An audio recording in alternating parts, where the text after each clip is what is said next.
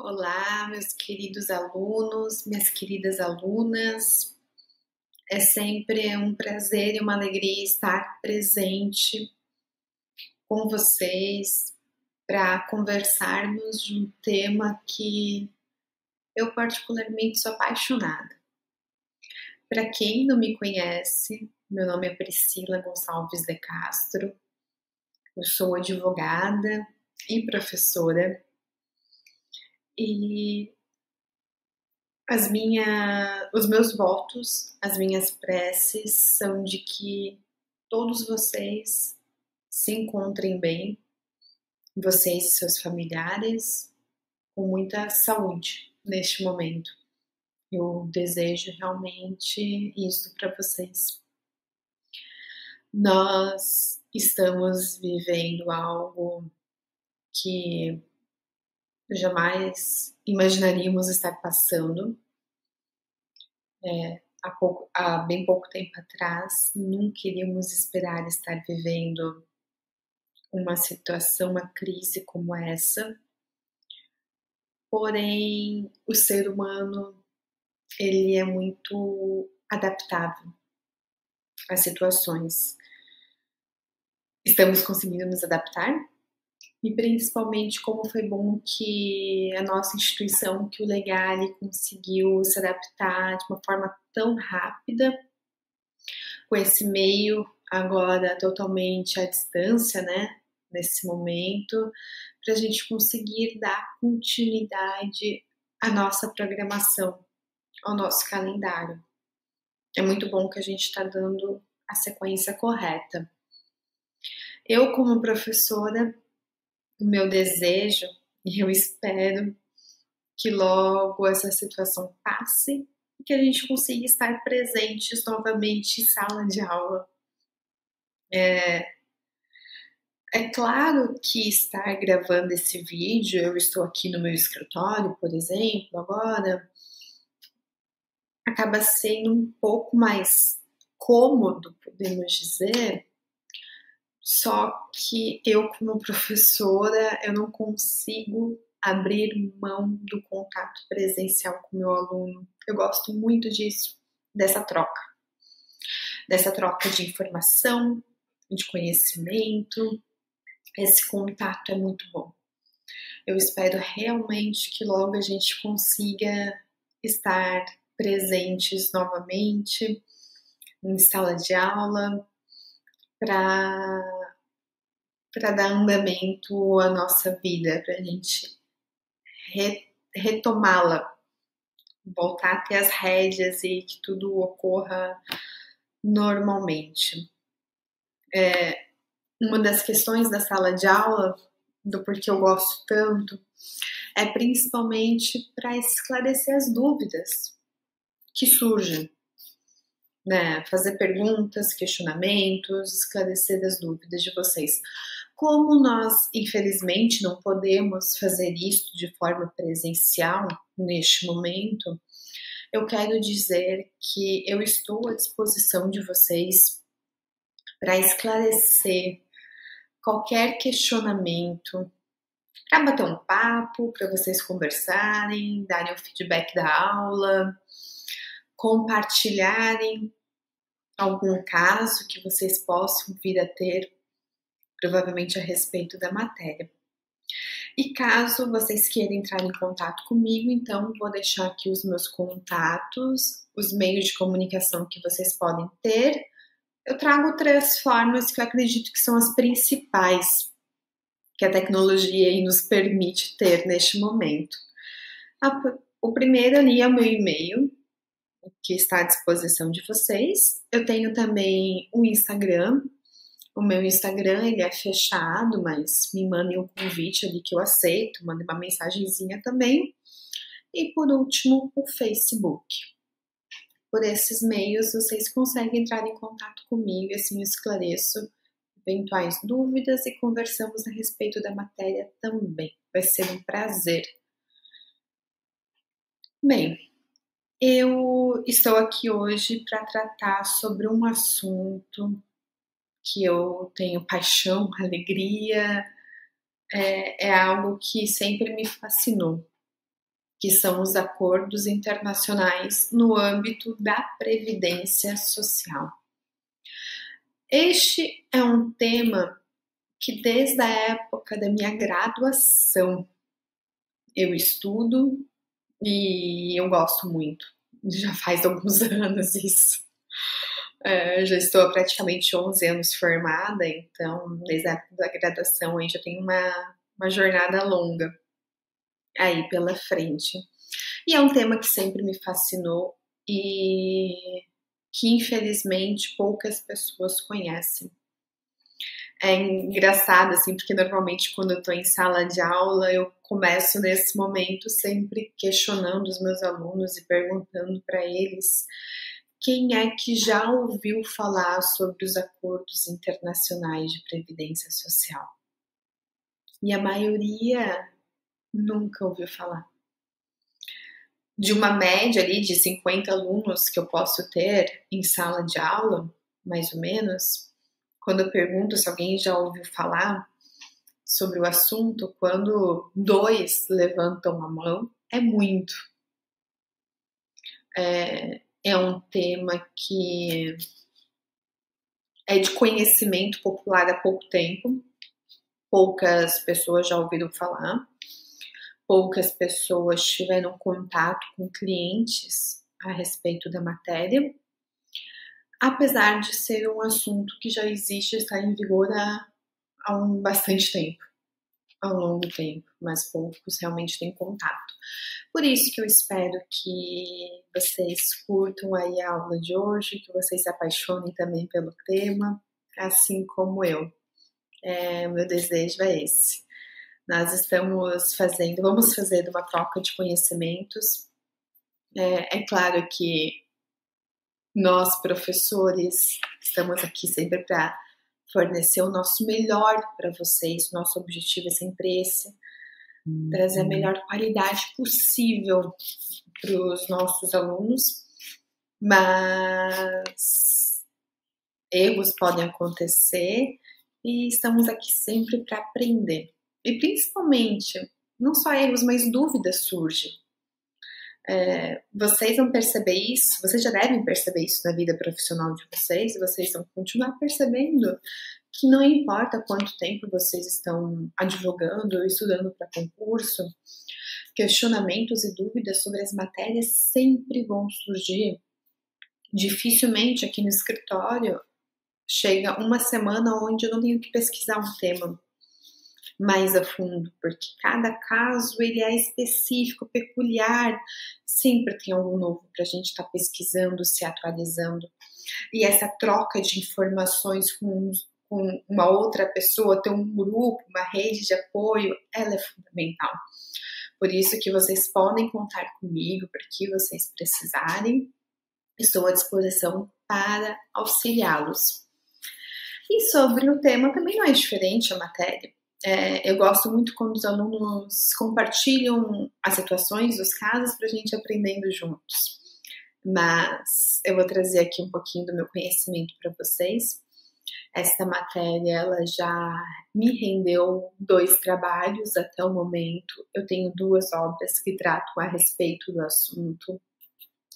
Uma delas, deixa eu colocar aqui na tela do slide para vocês. Estou me adaptando, pessoal. Uma delas aqui é esse livro de capa vermelha. Ele trata da teoria geral do direito internacional previdenciário, ou seja, eu trato aqui dos acordos internacionais, mas especificamente somente do direito previdenciário. E o segundo ali é esse de capa cinza, que foi o último que eu lancei. Eu trato da seguridade social como um todo nos acordos internacionais. Ou seja, aqui nesse no segundo livro, eu trato dos 3 pilares da seguridade social em razão dos acordos, no caso aqui do Brasil, para os estrangeiros. Eu sou professora também de graduação em Direito Previdenciário. E eu sempre começo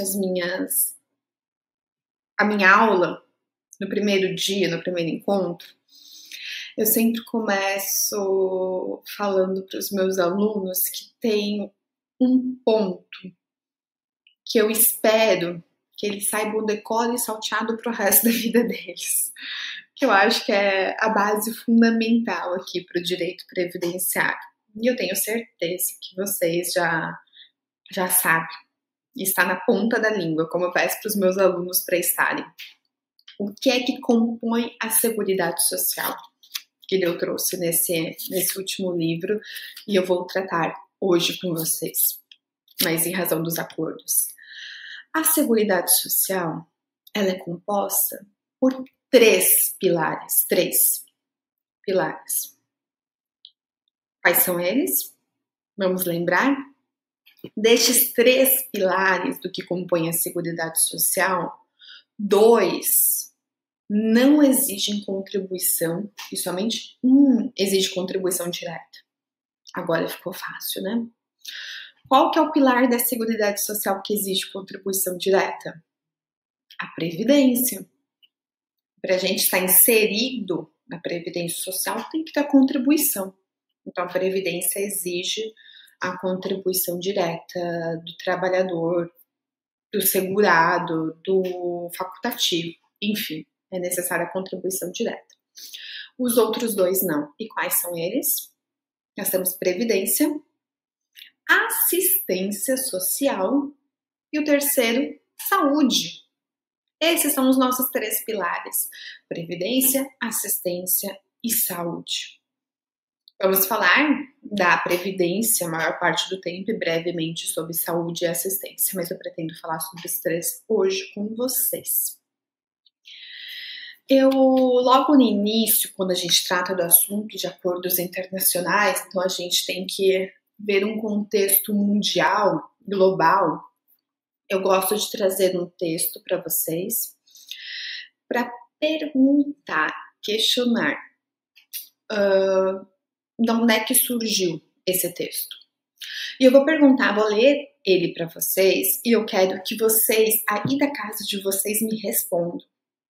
De onde é que vocês acham que eu tirei esse texto? E por favor, pessoal, nós não temos respostas erradas aqui. Nós estamos para aprender. Então podem ser sinceros, porque aqui é o momento para errar, se for errar. Aqui a gente está aprendendo. Vamos lá. Esse texto aqui, de onde é que vocês acham que eu tirei ele? Olha só. Toda pessoa tem direito ao trabalho, à livre escolha de emprego, a condições justas e favoráveis de trabalho, direito à segurança em caso de desemprego, doença, invalidez, viuvez, velhice ou outros casos de perda dos meios de subsistência fora de seu controle. Olha só tudo que diz esse texto. Deixa eu colocar aqui assim, pronto. Deixa eu tentar pegar uma caneta aqui, que eu sei que tem, que funciona. E eu vou tentar grifar com vocês algumas partes importantes. Vamos lá. Acho que deu certo. Olha só o que diz esse texto, pessoal. Toda pessoa tem direito ao trabalho, à livre escolha de emprego, a condições justas e favoráveis de trabalho, direito à segurança em caso de desemprego. O que seria isso? Vocês conhecem, né, esse benefício? Seguro-desemprego.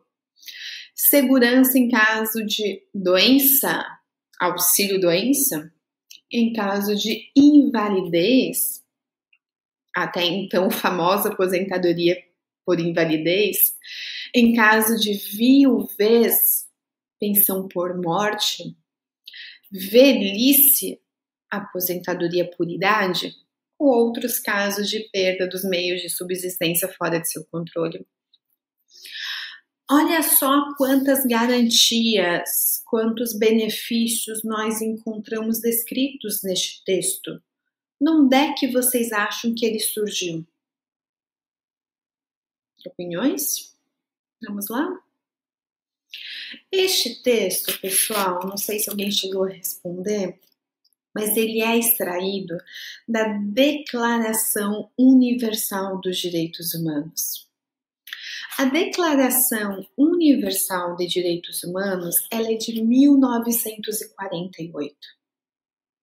ela surgiu, ela foi editada, foi publicada com a criação da ONU, logo após a Segunda Guerra Mundial. Então, é um texto que um divisor de águas para o assunto de direitos humanos, logo após a Segunda Guerra, e olha só quantos benefícios, quantas garantias ele traz. Esse tema, direitos humanos, e principalmente a Declaração Universal de Direitos Humanos, rende uma aula própria só para a matéria. É um conteúdo de uma extensão muito grande, que infelizmente nós não vamos ter tempo suficiente para tratar neste momento, mas é algo fascinante, eu particularmente amo muito, gosto. Mas só para vocês verem há quanto tempo esse texto está disponível, está trazendo essas garantias há quantos anos.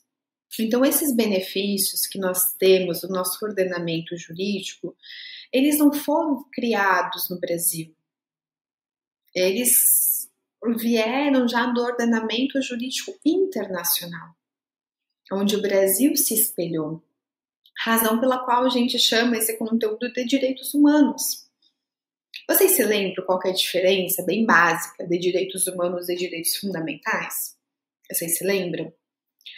Que direitos humanos são a denominação que a gente traz para o conteúdo das disposições que estão no ordenamento jurídico internacional, em tratados e acordos, declarações internacionais. Já os direitos fundamentais são estes mesmos conteúdos, estes mesmos dispositivos, só que eles estão inseridos no nosso ordenamento jurídico interno.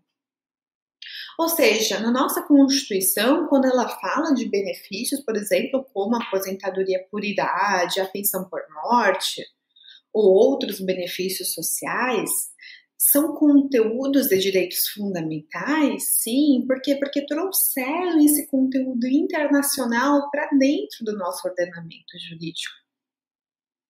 Né? São direitos de segunda geração que a gente tem que respeitar e temos que garantir. Foi uma longa jornada para conseguir conquistá-lo. E por isso da importância de conhecer a origem para a gente dar seguimento aí com dignidade à matéria. O nosso conteúdo de acordos internacionais, ele teve uma evolução contínua com o tempo. E principalmente em razão da necessidade da sua aplicação. Porque eu pergunto para vocês, e a resposta dela é muito clara hoje em dia. Quantas pessoas, eu já pergunto quantas no plural, que vocês conhecem que vivem em outro país? Dificilmente alguém vai chegar aqui para mim e vai me responder que não conhece ninguém que está morando em outro país. Brasileiro. Se eu fizesse essa pergunta 10 anos atrás, a resposta já seria outra. Porque hoje em dia o número de pessoas que moram fora do seu país de origem aumentou muito do que algum tempo atrás. Então, hoje é muito comum isso. Assim como é comum, pode ser que nem tanto, em razão até mesmo que o número é bem menor do que brasileiros que estão fora, é quantos estrangeiros vocês conhecem que vivem aqui. Principalmente para quem é de São Paulo, nossa, dificilmente não vai conhecer nenhum estrangeiro que vive aqui no nosso país. Então essa é uma realidade constante para nós.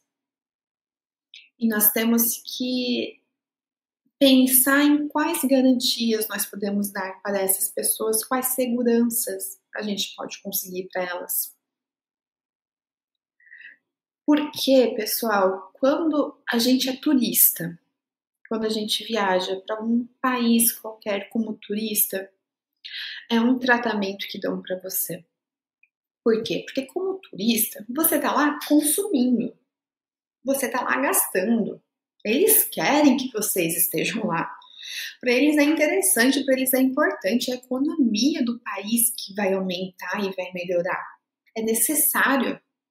O turismo é uma das principais fontes de economia. Porém, quando você se muda de forma definitiva, ou praticamente definitiva, para um outro país, quando você quer buscar uma nova vida em um outro país, isso muda completamente. O tratamento que a população te dá é outro. Eu morei um curto período de tempo fora, foi quando eu fiz parte do meu mestrado na Espanha. Eu fiquei praticamente 4 meses lá, mas eu estava estudando e era algo certo o meu retorno já, né? Era uma ida temporária. Mas quando tu fica um longo tempo, tu já sente o tratamento diferente para você. Agora, quando você se muda e tem que buscar um emprego, você tem que criar raízes em algum local, a dificuldade aumenta, porque existe preconceito muito grande. Eu não sei se vocês já tiveram a oportunidade de morar fora, ou já tiveram que vivenciar isso, vocês, ou os pais, irmãos, enfim. Vocês vão saber do que eu tô falando. O estrangeiro em outro país, ele é visto como uma pessoa não grata normalmente. Porque até aqui no Brasil acontece isso. Vamos ser realistas. Muitas pessoas, quando olham o estrangeiro, já olham assim, esse aí pode roubar o meu emprego. Ou eu estou desempregado porque estão fornecendo emprego para essa pessoa. Ele que volte para o país dele e vá trabalhar lá. Quantas pessoas não pensam dessa forma? Quantos não vivem isso? Normalmente, a realidade é que essas pessoas de outra nacionalidade, elas vivem uma exclusão social muito grande. Ninguém quer enxergá-las, ninguém quer vê-las, ninguém quer pensar o que é melhor para elas. Porque a maior parte vem para suprir uma necessidade, estão fugindo do seu país por inúmeras razões. Ou estão fugindo em razão de guerra, ou estão em fuga porque teve algum desastre ambiental no país e não tem mais condições de ficar, que é o que aconteceu com os haitianos que vieram para cá, ou porque não tem condição de viver, porque não tem emprego, não consegue se manter, é muito inseguro, não tem saúde, não tem condições mínimas. As pessoas que buscam mudar de vida porque não estou em boas condições aqui, agora quero me dar o luxo de me mudar para outro país porque eu tive uma proposta da minha empresa para receber até um salário melhor. Ou porque eu quero garantir mais segurança para minha família. Uma opção de morar na Europa. Sabe? São poucas. Não é a realidade. A realidade são daqueles que são rejeitados socialmente. São aquelas pessoas que a gente conhece, que a gente vê, sabe onde é que ficam as lojas, as indústrias, que trabalham de forma totalmente clandestina nos locais, sem registro de carteira, sem receber pelo menos um salário mínimo, sem condição de benefício social algum. É para essas pessoas que tem que o nosso olhar ser direcionado. Eles precisam de ajuda e precisam de apoio. Então, a nossa preocupação quando a gente trata de um direito social tão importante como esse é conseguir garantir o mínimo de dignidade para essas pessoas. E o número é muito expressivo. Nós temos atualmente cerca de 160 milhões de trabalhadores que vivem fora do seu país de nascimento, do seu país de origem. Desses 160 milhões de trabalhadores, de 10 a 15% deles encontram-se em situação irregular e 28% estão no continente americano. Foi justamente em razão desse elevado número de trabalhadores que vivem fora do seu país de origem que a OIT, que é a Organização Internacional do Trabalho, desde a sua criação em 1919, acabou solicitando que os países começassem a realizar acordos internacionais entre si. Acordos internacionais entre si para quê?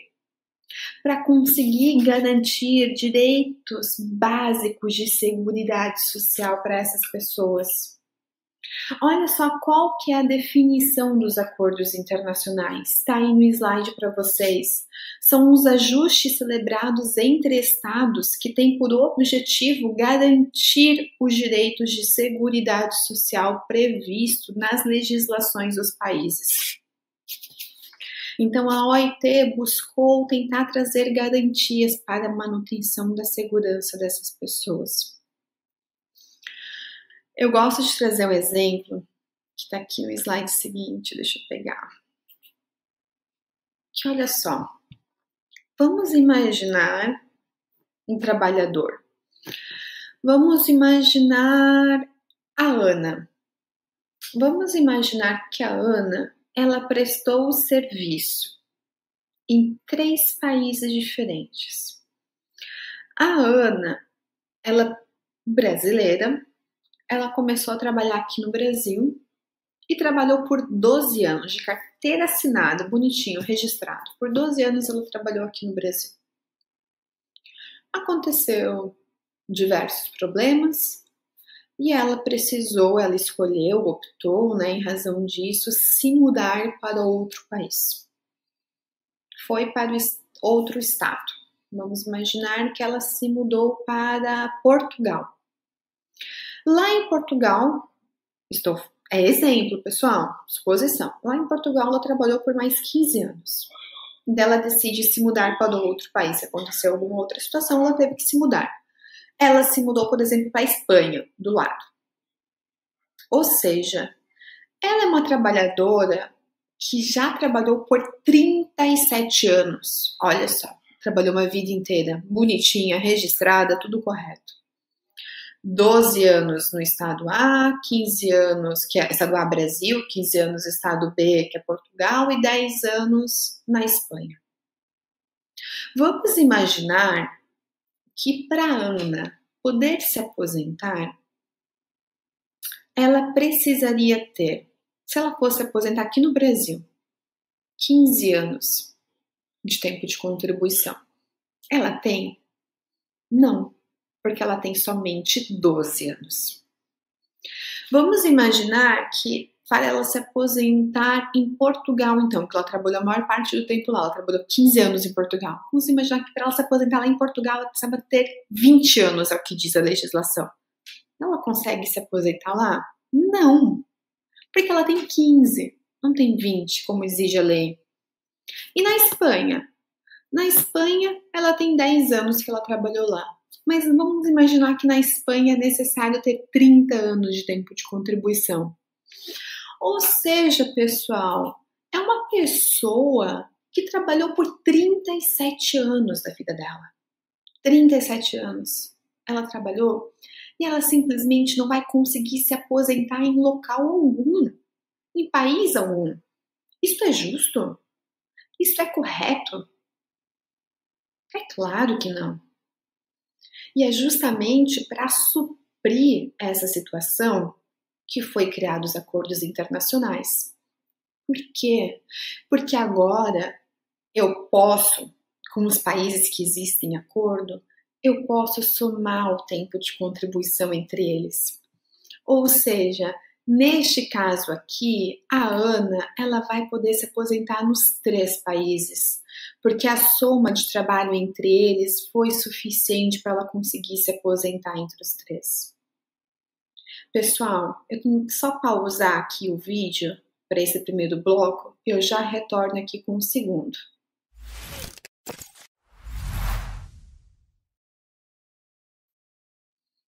Voltamos, pessoal, vamos dar continuidade ao nosso bloco 2. Vou confidenciar aqui para vocês que eu estava gravando anteriormente e deu um erro aqui no meu computador nos meus slides, estava quase no final do bloco 2 e perdi tudo. Enfim, faz parte, acontece, né? Então, vou gravar novamente para vocês.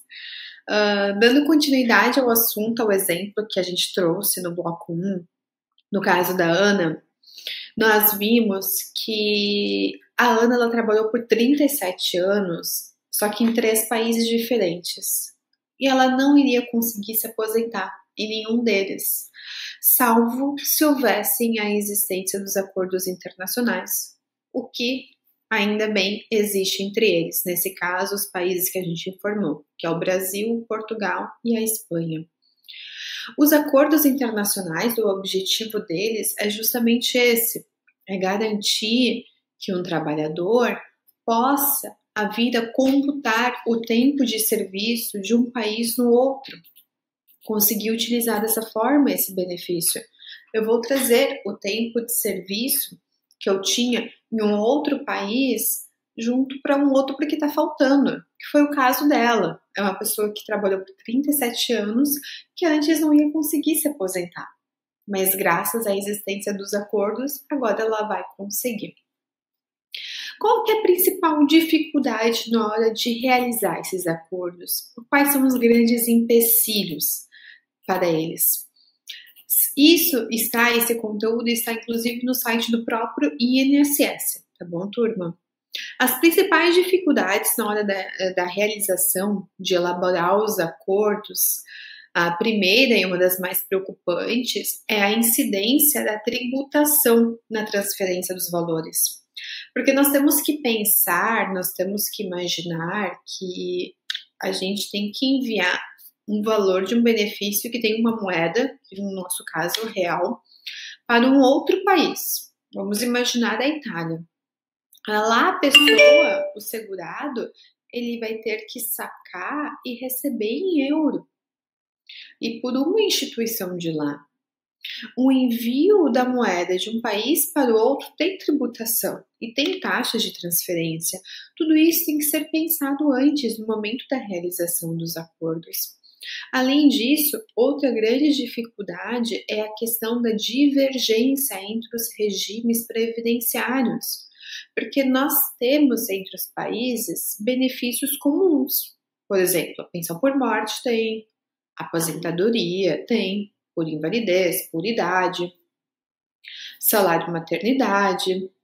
Porém, a forma de concessão são completamente diferentes. Os requisitos são diferentes e, além dos requisitos, a questão de contribuição, alíquotas, também são outras. Tudo isso e ainda as constantes modificações das legislações previdenciárias atrapalham muito a elaboração dos acordos. Como ano passado, em que nós sofremos a mudança da nossa legislação. São dificuldades que se criam. Mas, enfim, conseguimos realizar os acordos. Como é que eles são feitos? Como que eles são negociados? Olha só a forma. Existem 4 fases no momento da realização da negociação dos acordos. Primeira fase a gente chama de negociação.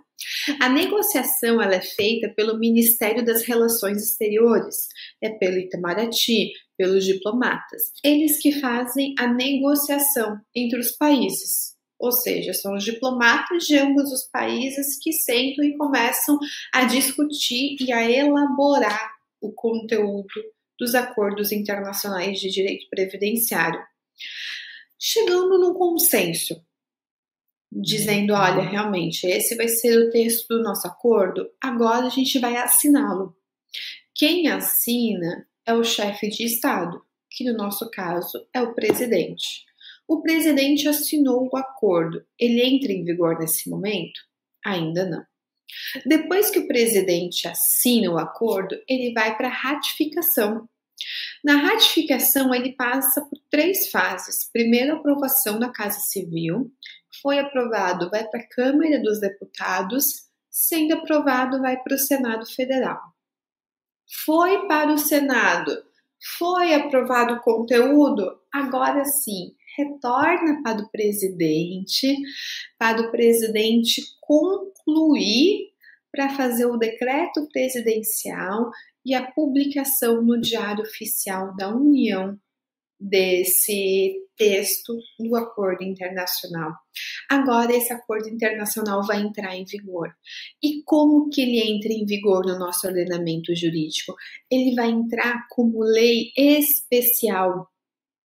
A forma desses acordos internacionais, aqui no nosso ordenamento jurídico, é como lei especial. Isso está previsto tanto na Lei 8.212, lá no artigo 85A, como no Decreto 3.048, no artigo 382, lá que diz a forma como ele vai entrar em vigor este conteúdo.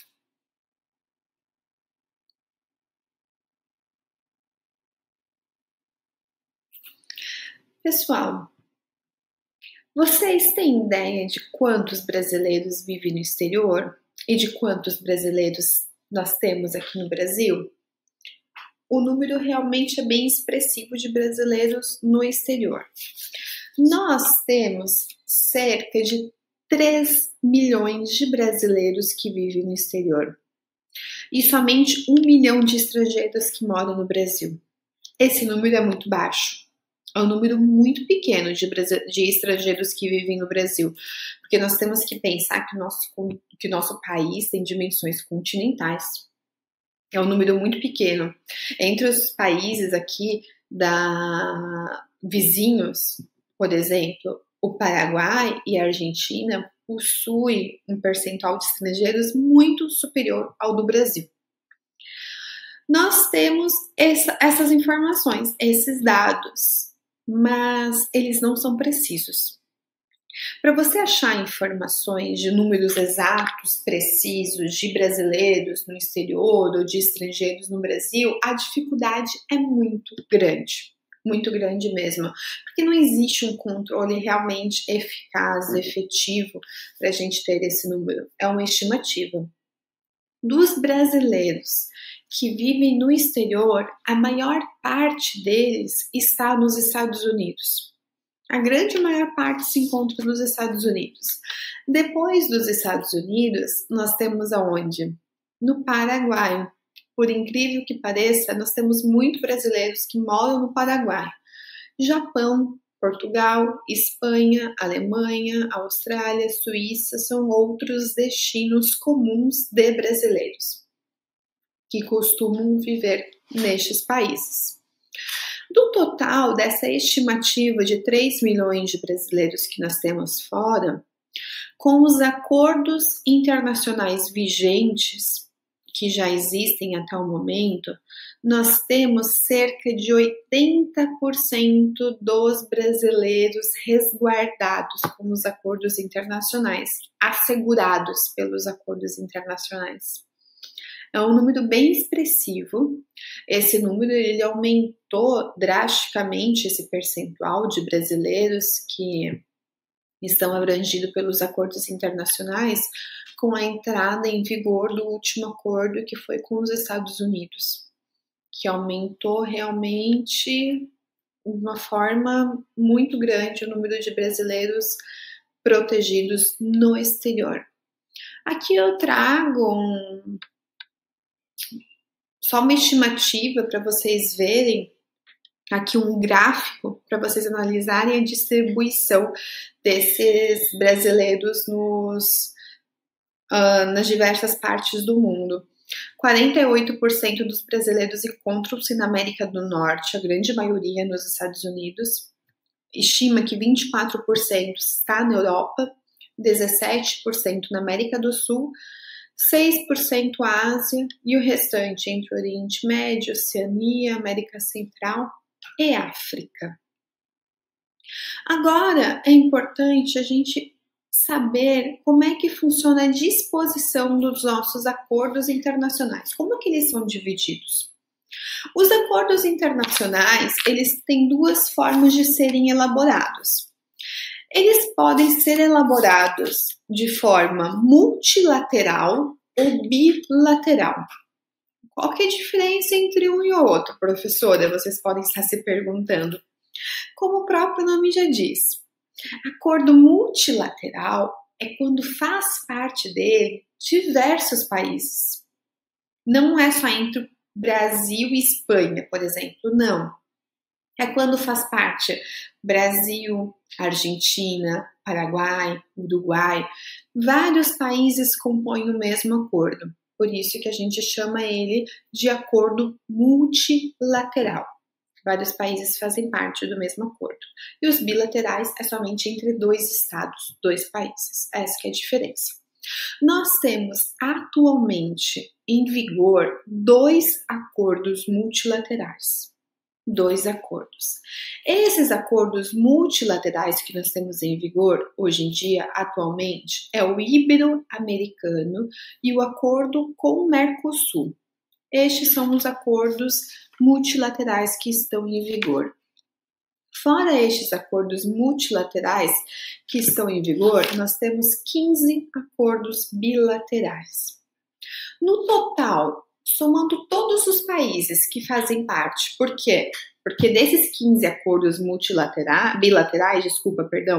desses 15 acordos bilaterais, muitos países se repetem também nos acordos multilaterais. Então, atualmente, nós temos em vigor, o Brasil tem em vigor acordos de previdência social com um total de 22 países. 22 países é o número total que nós temos em vigor atualmente.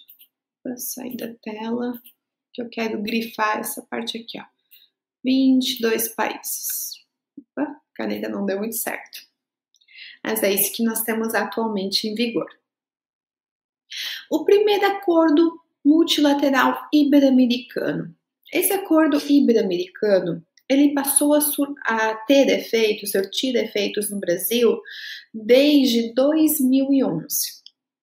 Por que desde 2011 que ele passou a ter efeitos aqui no Brasil? Porque foi quando ele foi ratificado e entrou em vigor através de um decreto. Daí que foi em 2011. Esse acordo ibero-americano, ele é composto por 22 países que assinaram o seu texto. É um acordo extenso, grande, muitos países fazem parte, 22. Porém, atualmente, ele só está em vigor para 11 países. Cuidado, não são todos os países que estão em vigor, somente para 11. Quais são eles? Argentina, Bolívia, Brasil, Chile, Equador, El Salvador, Espanha, Paraguai, Peru, Portugal e Uruguai. Esses são os países que estão em vigor, o acordo multilateral ibero-americano. Os outros 11 países ainda não estão em vigor por diversas razões, provavelmente, ou porque ainda não foi ratificado no seu ordenamento jurídico. E além de não ser ratificado, pode ser que ele não tenha sido depositado, porque os acordos multilaterais têm essa característica, que além de estar em vigor no ordenamento jurídico interno, ele tem que ser depositado. Pode ser que isso não aconteceu ainda com esses demais países. Agora, o acordo com o Mercosul, quem que faz parte? Mercosul, o nome que significa Mercado Comum do Sul. O Mercosul ele foi criado em 1991 com um tratado de Assunção, porém, sobre a questão de seguridade social, o tratado foi realizado somente em 1997.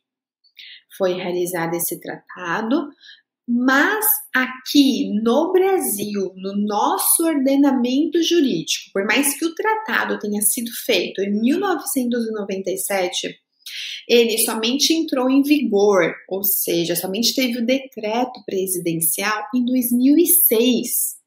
Olha só quanto tempo. Que datas distantes uma da outra.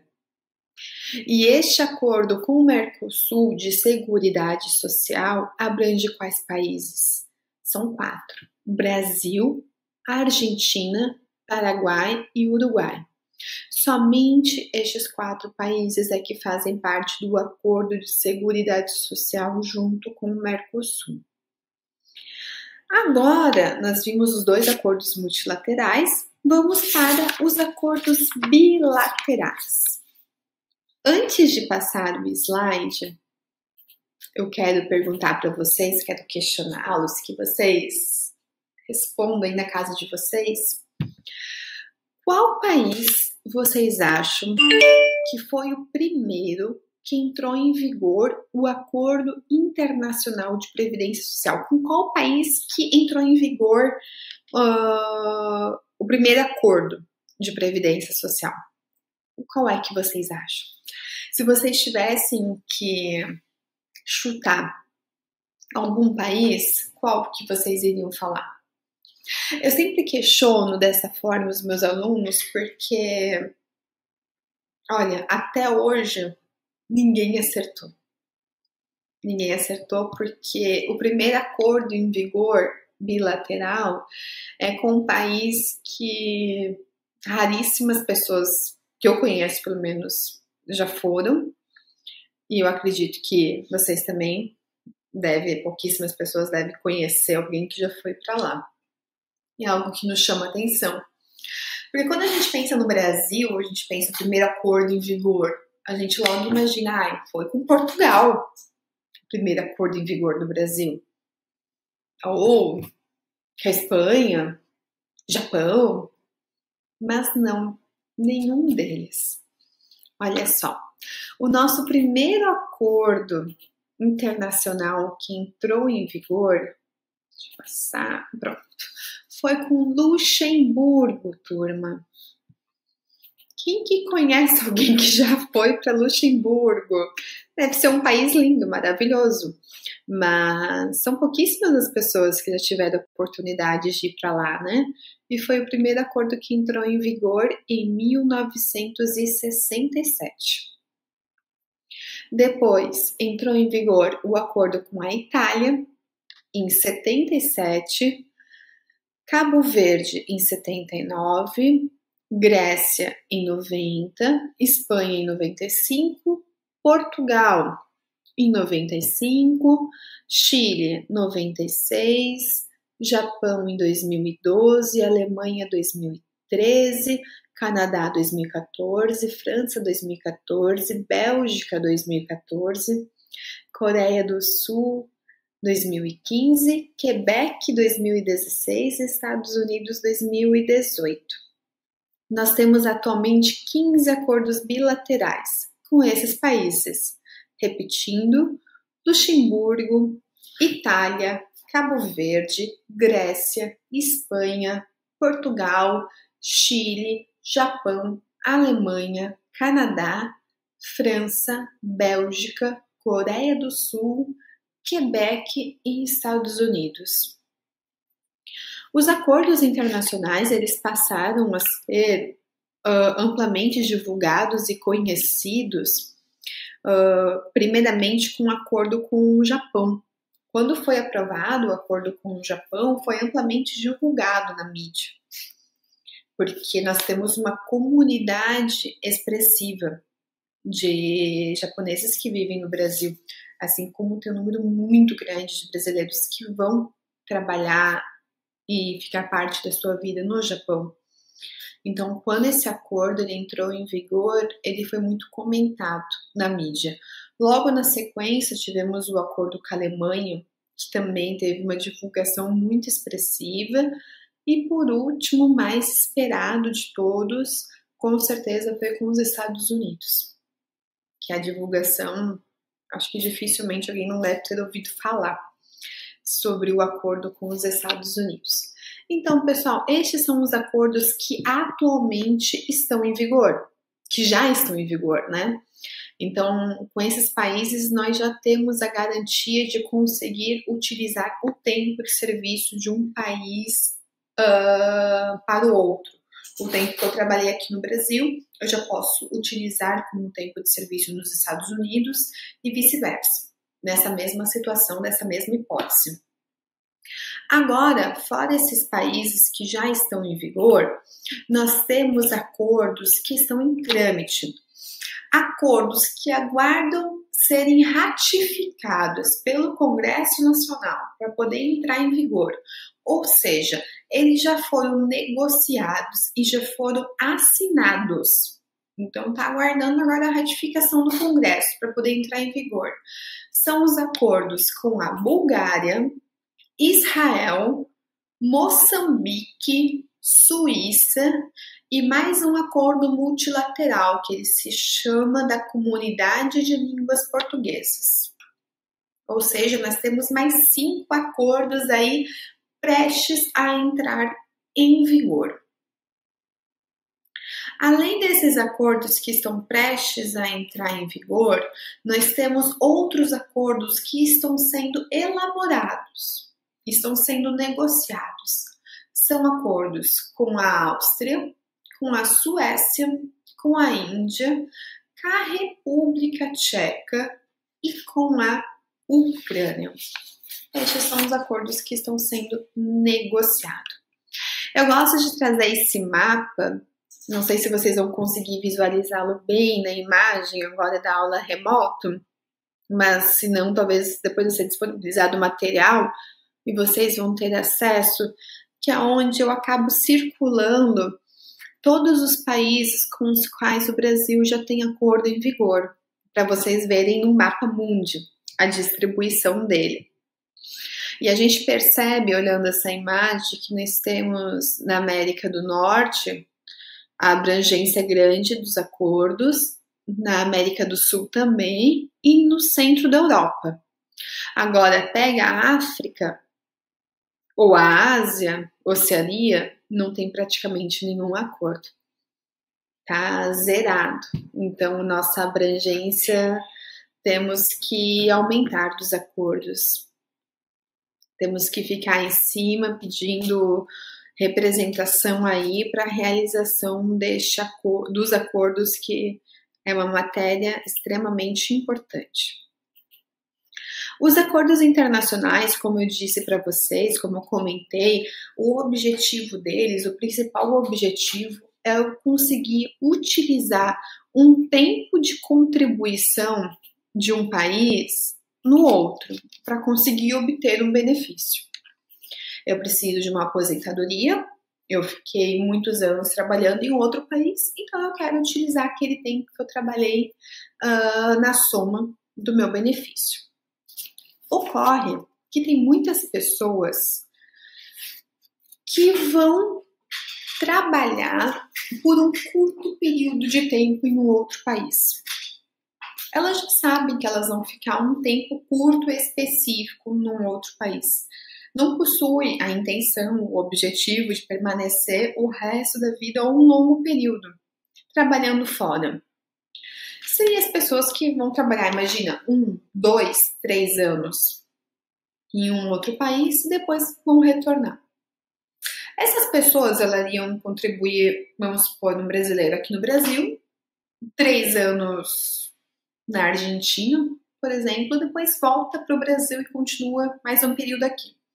E quando ela for requerer um benefício, uma aposentadoria, algum outro benefício, ela teria que fazer uma comunicação para a Previdência Social do outro país para pedir para contar aquele período de contribuição de lá para trazer para o Brasil o tempo de serviço. É um processo complexo, demorado. E é sem necessidade se a pessoa pretende ficar um curto período. Para evitar esse tipo de situação, para evitar a existência desses processos para utilizar um tempo de serviço de um outro país, quando é muito curto, quando a pessoa já se organiza para ficar um curto período da sua vida trabalhando em outro local, que os acordos, eles preveem um serviço que é extremamente interessante, que se chama certificado de deslocamento temporário.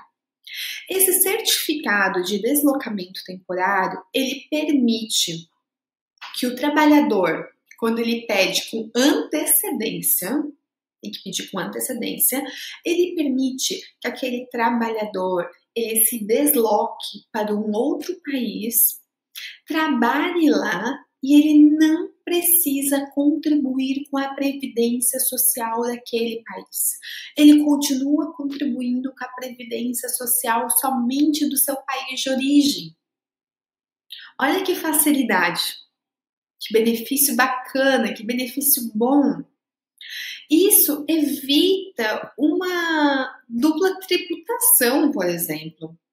Isso facilita o processo de concessão de benefício no futuro, porque o vínculo dele vai continuar sendo sempre no seu país de origem e ele tem uma autorização para fazer esse serviço. É isso que significa o certificado de deslocamento temporário. Só que esse certificado de deslocamento temporário ele tem que ser solicitado com antecedência, antes da viagem.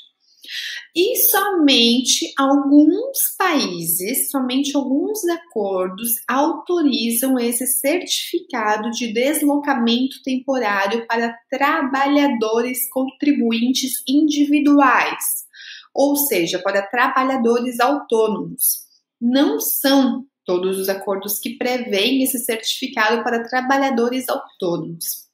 Para trabalhadores autônomos, é possível fazer esse requerimento com os países que estão no acordo multilateral ibero-americano, ou Alemanha, Bélgica, Cabo Verde, Chile, Espanha, Grécia, Luxemburgo, Japão e Portugal.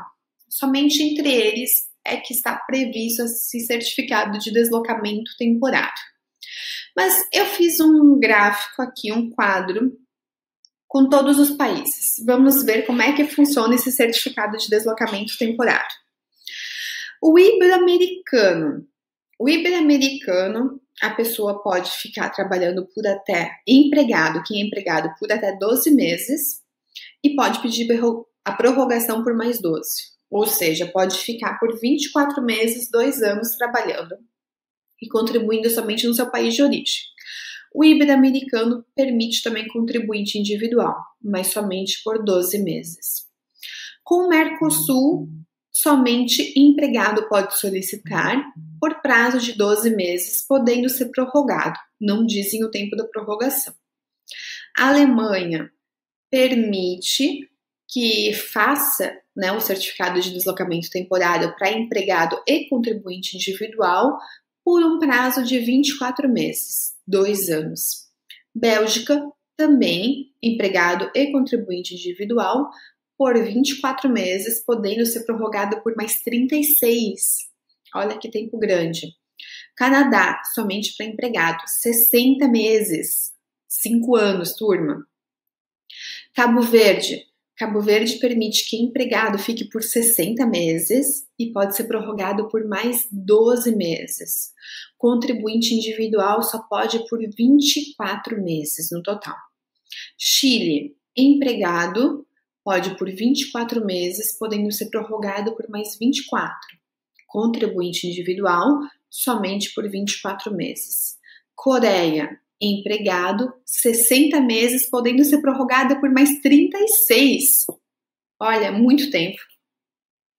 Espanha, empregado, pode por 36 meses, podendo ser prorrogado por mais 24.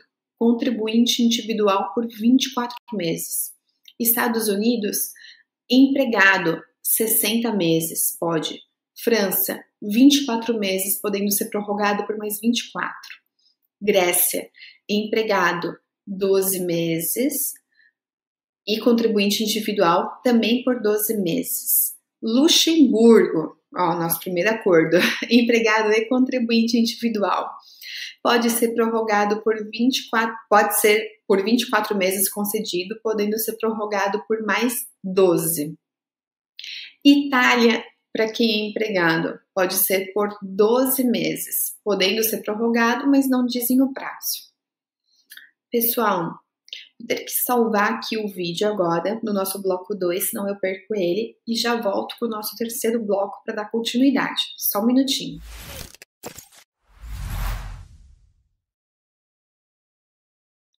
Continuando nosso terceiro bloco, turma, a gente estava vendo no bloco anterior sobre o certificado de deslocamento temporário, estávamos vendo o prazo que se tem para cada certificado, e o último que nós tínhamos visto foi com a Itália, que no acordo previa que contribuinte empregado poderia utilizar o certificado de deslocamento temporário por 12 meses, podendo ser prorrogado, mas não existia o prazo da prorrogação. No acordo não fala.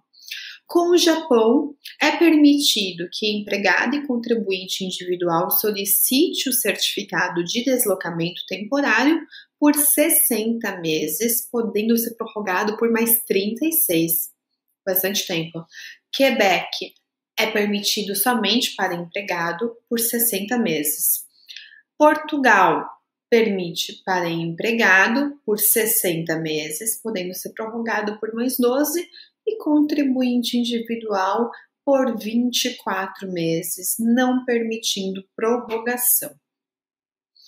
Além do certificado de deslocamento temporário, os acordos internacionais, eles prevêem os chamados serviços. O serviço nada mais é do que uma certidão de tempo de contribuição. De uma forma bem resumida, seria isso. É um documento no qual o segurado ele solicita que o INSS solicite as informações para o outro país onde ele já trabalhou e que tem acordo internacional, que ele diga durante quanto tempo que tem de contribuição, quanto tempo tem registrado, documentado, né, junto ao órgão de previdência do governo.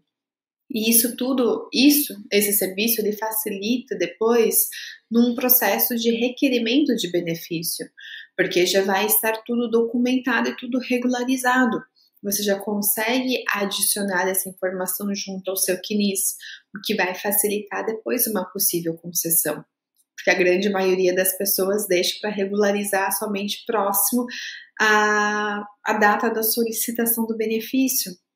E como se trata de um serviço que depende de outro país, a demora existe na realização.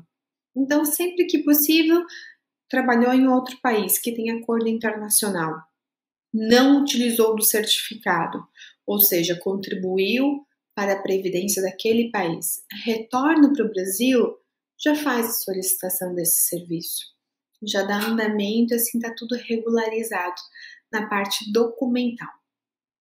Agora a gente vai passar para um ponto de grande discussão, que é o valor do cálculo que a gente vai realizar para saber o valor que essa pessoa vai receber de benefício. Porque, como eu disse para vocês já, eu vou computar do outro país somente o tempo de serviço que foi realizado. Eu não trago o valor. Então, quando eu vou fazer um cálculo de concessão de um benefício, eu tenho que calcular com base no tempo total da prestação, ou seja, eu conto quantos anos aquela pessoa contribuiu no Brasil e quantos anos contribuiu no outro país, por exemplo, o Japão.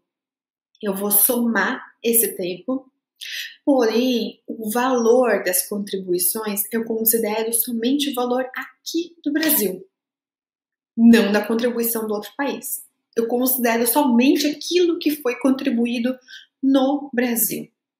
Quando a gente trata de cálculo desse benefício, quando a gente vai fazer a soma para chegar no valor, ela é diferente da soma de concessão de um benefício normal, comum, que é concedido somente aqui no Brasil. Eu vou ter que realizar 2 cálculos. Eu sei que quem é formado em direito não gosta muito de cálculos. É comum isso já, não se preocupem. Eu trouxe aqui alguns exemplos para vocês para a gente esclarecer. Apesar de que na matéria de previdência, né, no direito previdenciário, vocês já estão acostumados a realizar alguns cálculos, mas eu sei da dificuldade de muitas pessoas em estar conseguindo entender como que funciona. Por isso que eu vou perder um tempinho aqui trazendo vários exemplos, porque é algo de extrema importância, essa parte dos cálculos. Nós funcionamos aqui de 2 formas na elaboração dos cálculos. Nós temos que elaborar 2 cálculos, na verdade, para chegar no valor final, no resultado oficial do valor da contribuição. A gente faz um primeiro cálculo que a gente chama de valor teórico. Aqui, ó, valor teórico. Esse é o primeiro cálculo que nós vamos realizar. E com o resultado desse primeiro cálculo é que a gente vai chegar no valor final, no valor efetivo que a pessoa vai receber, que é o que a gente chama de valor proporcional ou pró-rata. Esse que é o valor final que a pessoa efetivamente vai receber. Como é que funciona o primeiro cálculo, o valor teórico? Eu vou ter que pegar, aí vai depender, né? Se a gente vai aplicar a regra antes da emenda constitucional do ano passado ou não, ou após essa emenda constitucional. A gente tem que saber em qual classe que a gente vai fazer esse cálculo, se a pessoa já adquiriu o direito antes da reforma previdenciária ou após a reforma. Mas se for antes da reforma, eu vou pegar o valor corrigido do 80% das maiores contribuições desde 94, eu vou dividir pelo número de contribuições usadas e eu multiplico pelo coeficiente do benefício. Aí eu chego nesse valor teórico. Esse valor teórico, eu pego a resposta dele e vou fazer o segundo cálculo. O segundo cálculo, eu utilizo o valor teórico. Cuidado, primeiro ponto que vocês têm que observar. O valor teórico, essa resposta do primeiro cálculo, nunca pode ser menor do que um salário mínimo.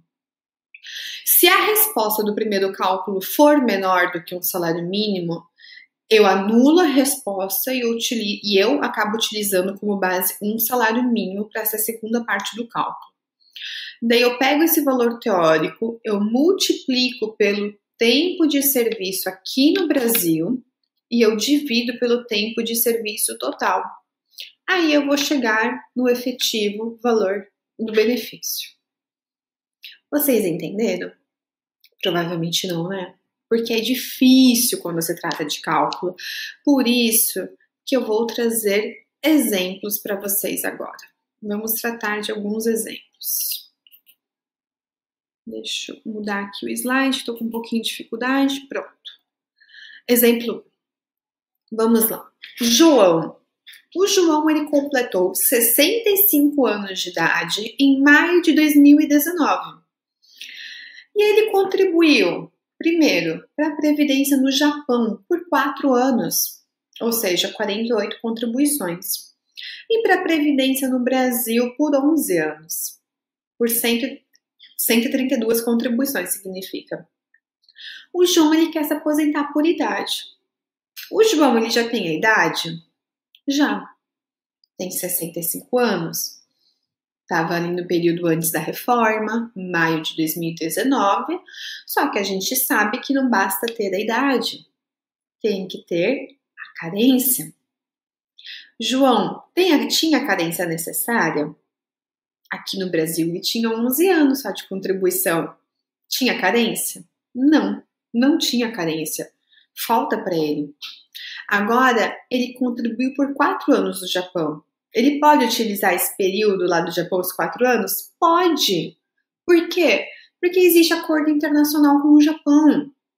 Então, o João, ele vai conseguir utilizar esse tempo de trabalho que ele teve lá no Japão para poder se aposentar aqui no Brasil.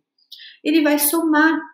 Com essa soma, ele vai ter a carência necessária para receber o benefício dele da aposentadoria. É graças a essa soma. Como é que vai ficar o cálculo do João? Ele foi aposentado antes da reforma.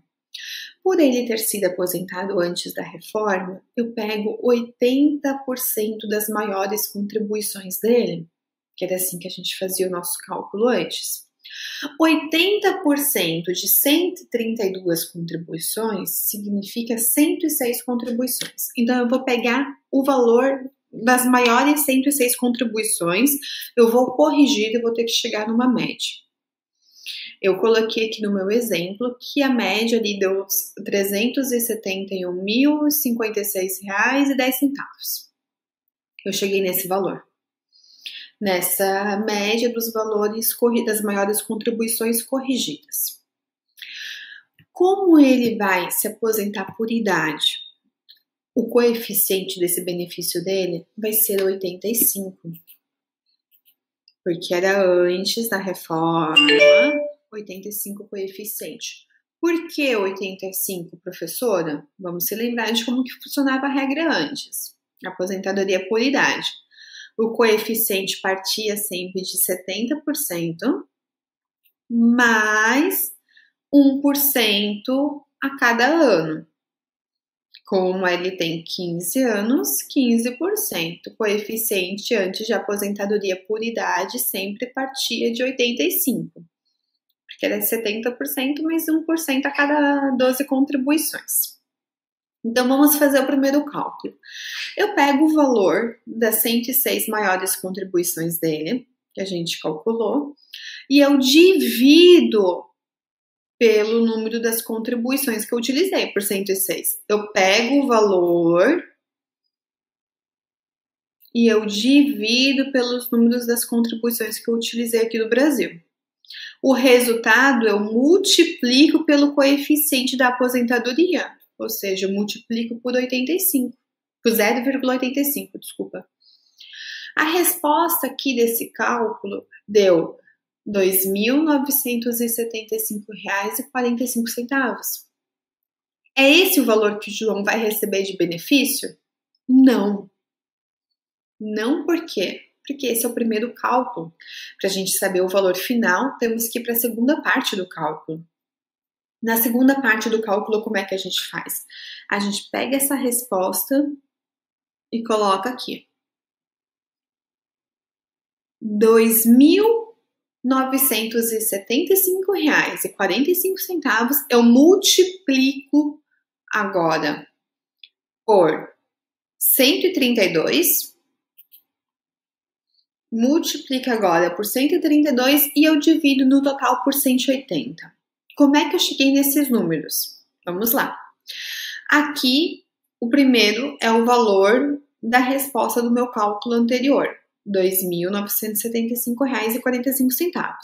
Eu vou multiplicar pelo tempo de serviço aqui no Brasil, que foi 132 meses.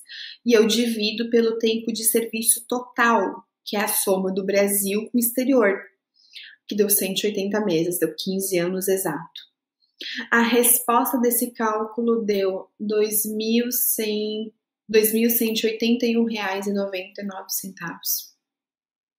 É este o valor do benefício do João. João vai receber esta quantia.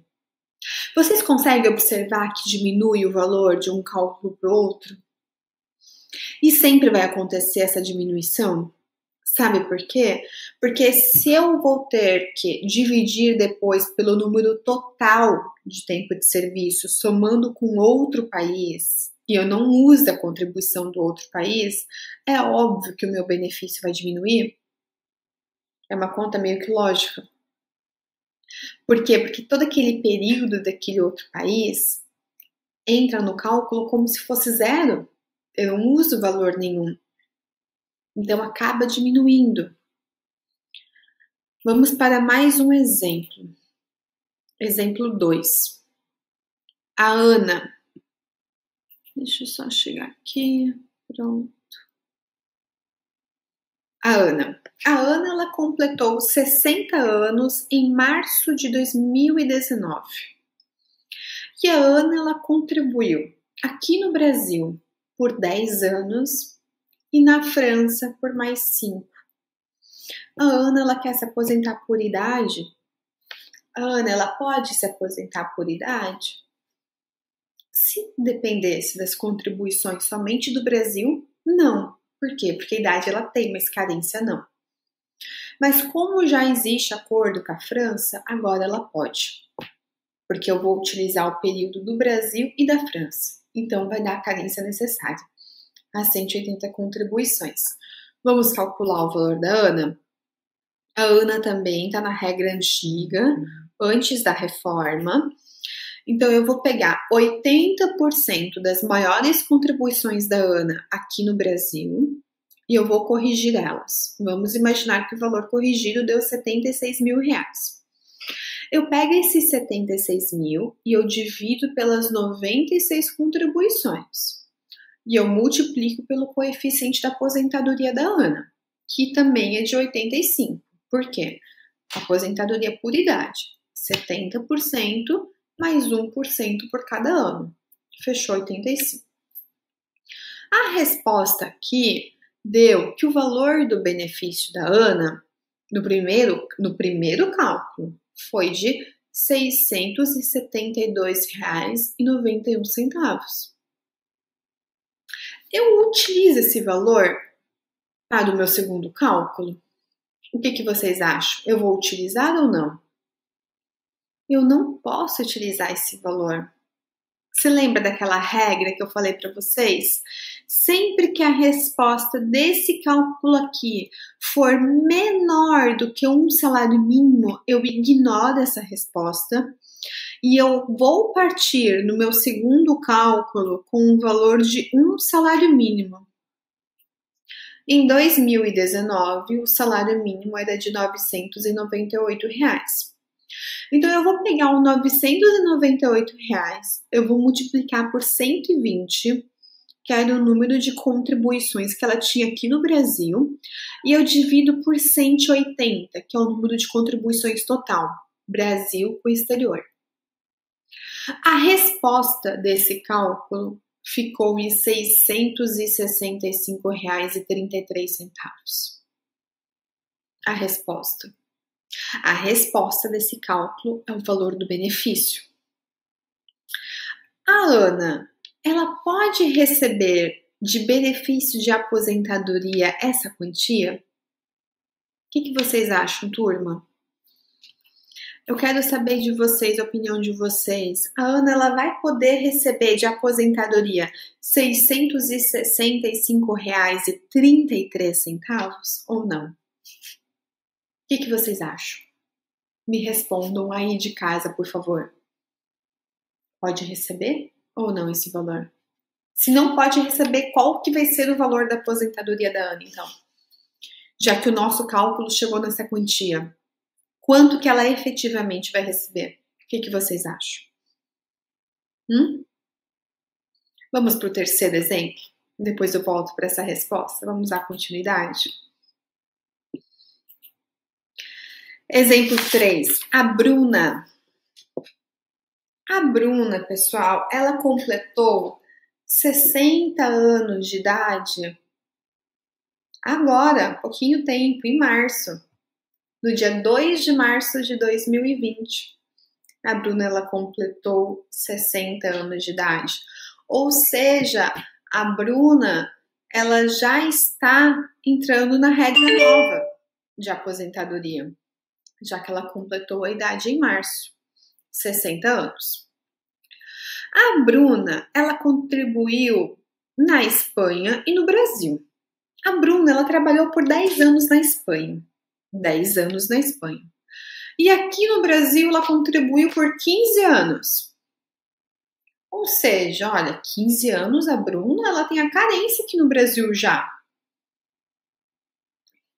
O que eu analiso, assim? Se ela já tem a idade, porque com a nova regra, ela não vai poder agora com 60, né? Só quando ela tiver 60 anos, pela regra de transição em 6 meses. 60 anos e 6 meses. Quando ela completar 60 anos e 6 meses, que vai ser em setembro desse ano, em setembro, ela vai poder se aposentar aqui no Brasil, por idade. Mas daí ela se aposenta, ela vai usar qual o valor do benefício? Ela vai utilizar o acordo ou ela se aposenta por conta, de uma forma normal, ignorando todo o tempo que ela contribuiu na Espanha?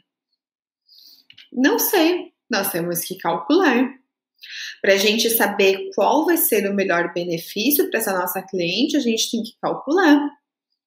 Para a gente ter uma ideia do que é mais vantajoso para ela. Vamos calcular aqui com base no acordo. Como ela está na nova regra, a gente tem que pegar 100% de todas as contribuições aqui no Brasil.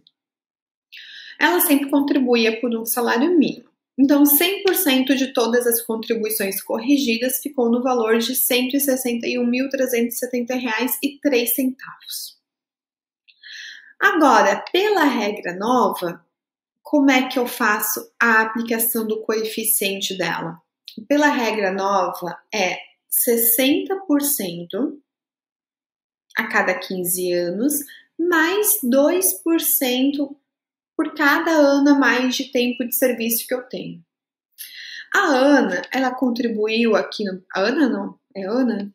Acho que eu... A Bruna, perdão, a Bruna. Tô trocando os nomes dos meus exemplos, desculpa, pessoal. A Bruna, ela completou aqui no Brasil 15 anos de contribuição. Ou seja, ela tem 60%, que é a regra aqui do Brasil.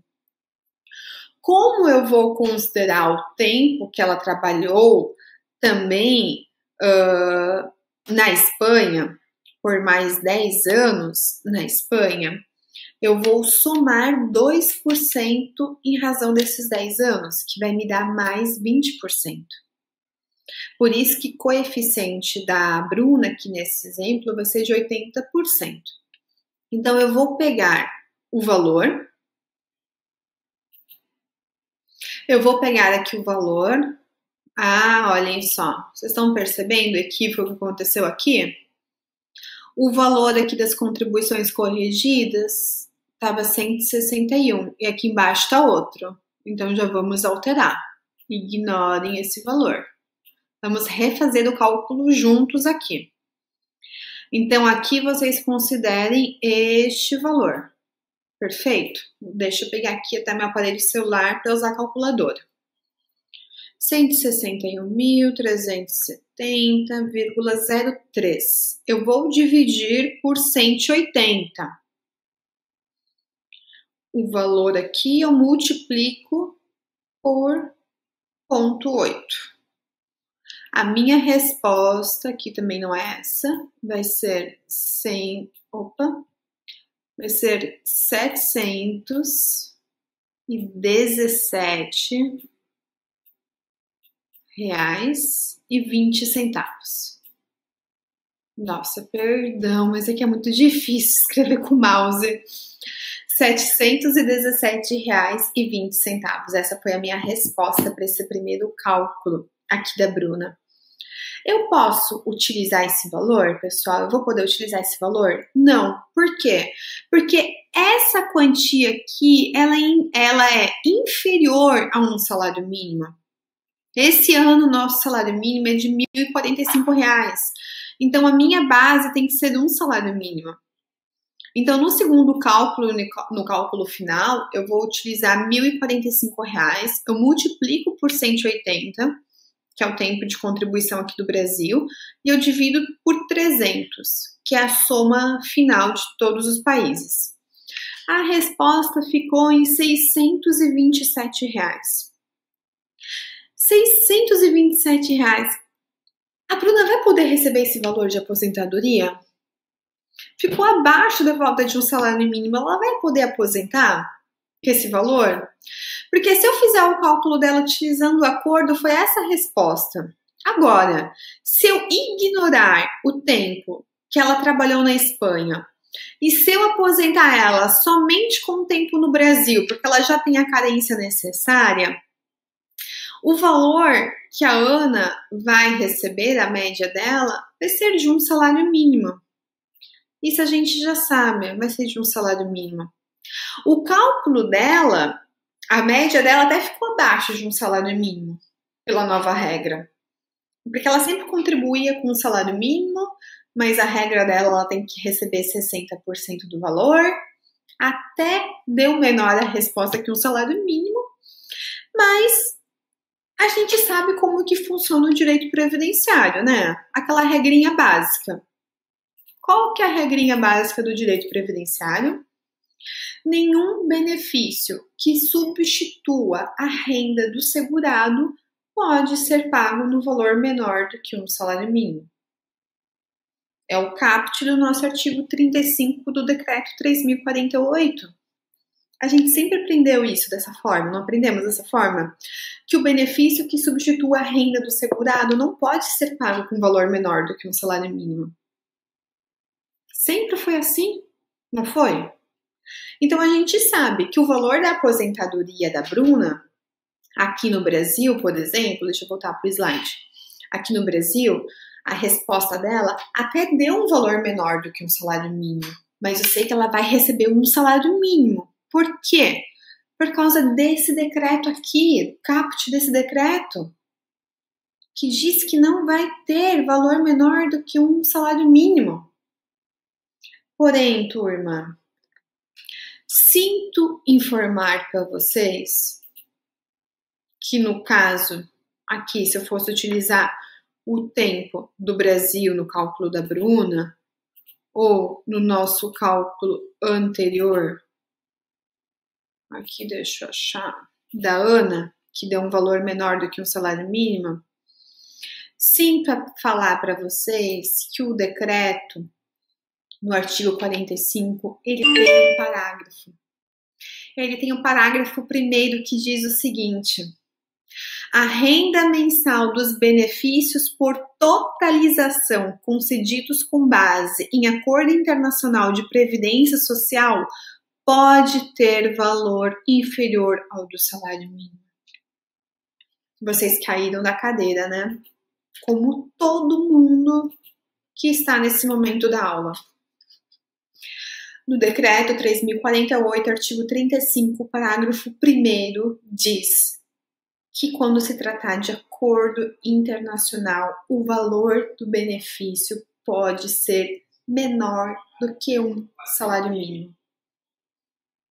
Ou seja, todas as aposentadorias que a gente faz com base no acordo internacional, utilizando o tempo de serviço de outro país, e que a resposta do cálculo for menor do que um salário mínimo, vai ser pago menos do que um salário mínimo. Infelizmente vai. Está lá no decreto 3.048, essa disposição. Inúmeros questionamentos já aconteceram na justiça, questionando isso. Se era legal ou não, se poderia acontecer dessa forma ou não. E foi determinado que é legal sim, que deve ser respeitado, que está previsto no acordo. Eu trago inclusive jurisprudência para vocês, depois vocês vão ter acesso melhor, com mais calma, para ler o conteúdo dela, falando justamente que quando é previsto no acordo pode ser pago valor menor do que um salário mínimo. Infelizmente, pode. É das grandes divergências aí que existe quando trata-se do acordo. Por que eles falam que pode pagar menos do que um salário mínimo, pessoal? Qual que é a justificativa? Porque eles falam que o segurado ele vai se aposentar em mais do que um país, então ele vai receber mais do que uma aposentadoria. Porque a pessoa pode se aposentar aqui no Brasil e, por exemplo, em Portugal também. Preenchendo os requisitos, se aposenta nos dois locais. Então, vai receber 2 benefícios. Por isso, a lógica de pagar menos do que um salário mínimo, porque eu estou somando 2 aposentadorias. Nós temos a previsão somente em poucos acordos, seriam em 4 acordos, nós temos uma parte deles que fala o seguinte, que se a soma dos valores pagos em ambos os países não for igual, pelo menos um salário mínimo, aquele país onde foi requerido o benefício, ou seja, o país de origem, onde tu foi solicitar primeiramente o benefício, deve pagar a diferença até chegar a pelo menos um salário mínimo. Isso está previsto no acordo com a Itália, Cabo Verde, Grécia e Portugal, somente nesses 4 acordos. Ou seja, se eu me aposento utilizando o tempo de Portugal e eu não consigo me aposentar lá em Portugal, somente no Brasil eu me aposento. E em Portugal não, porque eu não preencho os requisitos. Aqui no Brasil tem que ser pago pelo menos um salário mínimo. Aí sim, porque isso está previsto no acordo. Mas é só nesses 4. Tá bom, turma? Vou salvar aqui e a gente já volta para o nosso último bloco.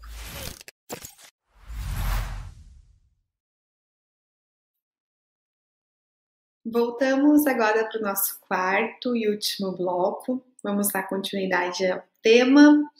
Finalizamos o terceiro bloco com uma notícia bombástica de que, infelizmente, quando se tratar de benefício concedido mediante acordos internacionais de previdência social, pode ser pago um valor abaixo de um salário mínimo, inferior a um salário mínimo.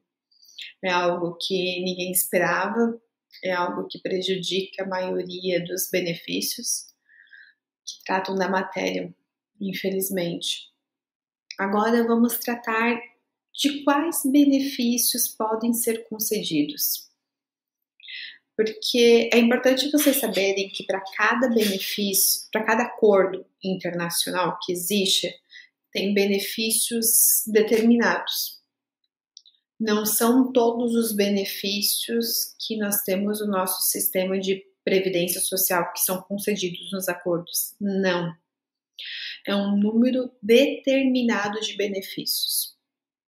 Via de regra, nós temos três benefícios que, via de regra, eles estão previstos em todos os acordos. Então, para todos os acordos, 3 benefícios são regra, é padrão, todos estão previstos. Quais são eles? Vamos ver aqui. Benefício de pensão por morte.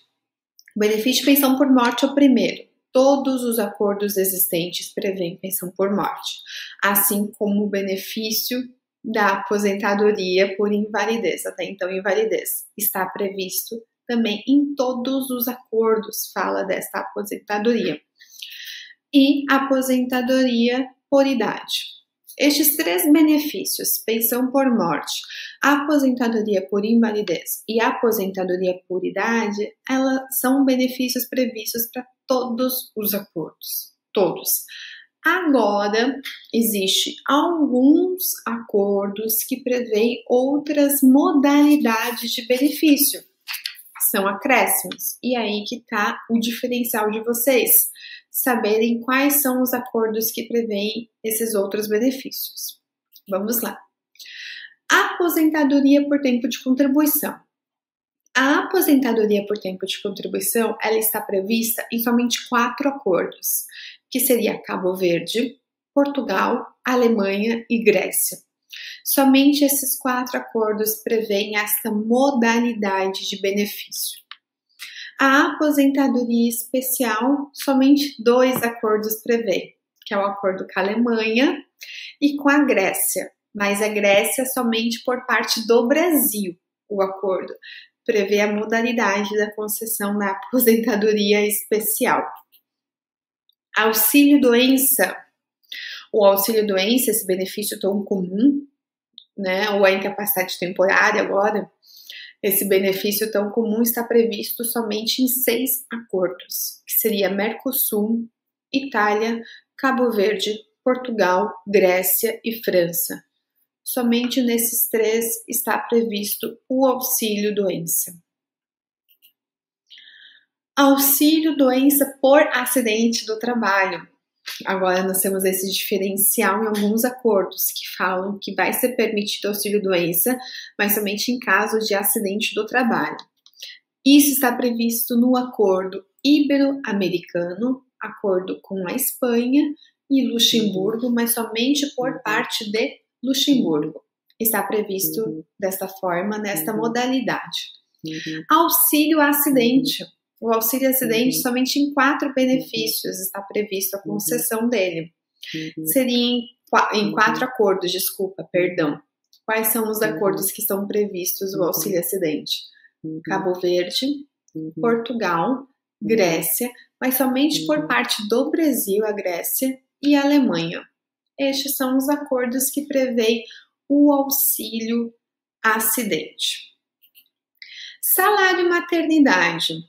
Este benefício tão popular, tão conhecido, está previsto somente em 5 acordos, que seria com Cabo Verde, Portugal, Itália, mas somente por parte da Itália e não por parte do Brasil, Grécia e França.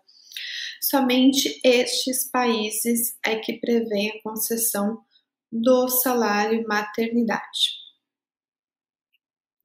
lá. Vou voltar aqui. Aqui. Assistência familiar. Existem alguns países que eles preveem como se fosse um salário família. Só que de uma forma bem superior ao nosso que a gente prevê aqui no Brasil, que é concedido, que é o que eles chamam de assistência familiar.